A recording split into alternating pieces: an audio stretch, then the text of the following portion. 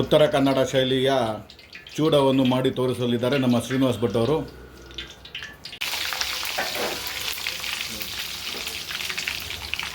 ಸಾಸಿವೆ, ಒಣಮೆಣಸಿನಕಾಯಿ, ಜೀರಿಗೆ ಹಾಕಿದ್ರಾ? ಈಗ ಖಾರಕ್ಕೆ ತಕ್ಕಂತೆ ಏನೋ ಸ್ವಲ್ಪ ಪೇಸ್ಟ್ ಮಾಡಿ ಹಾಕ್ಕೊತಾ ಇದ್ದೀರಾ. ಹಸಿಮೆಣಸಿನ್ಕಾಯಿ,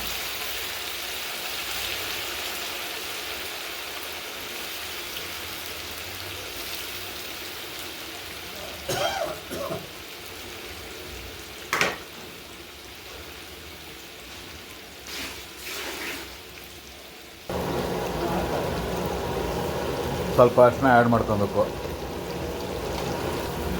ರುಚಿಗೆ ತಕ್ಕಂತೆ ಪುಡಿ ಉಪ್ಪನ್ನು ಬಳಸಿದ.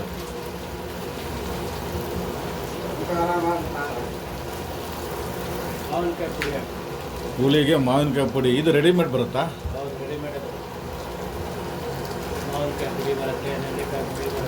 ಓಹೋ, ಇದಕ್ಕೆ ನೀವೀಗ ಮಾವಿನಕಾಯಿ ಪುಡಿ ಆ್ಯಡ್ ಮಾಡ್ತಾ ಇದ್ದೀರಾ. ಡೈರೆಕ್ಟಾಗಿ ಹಿಂಗೆ ಅವಲಕ್ಕಿ ಮೇಲೆ ಆ್ಯಡ್ ಮಾಡ್ತಾ ಇದ್ದೀರಾ ನೀವು?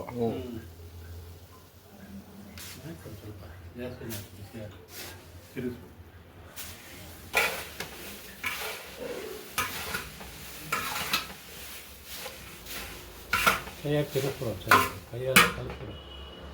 ಇಲ್ಲ ಬೇರೆ ನಿಮಿಷ ಹೇಳೋವರೆಗೂ ಸುಮ್ಮನೆ ಇರು.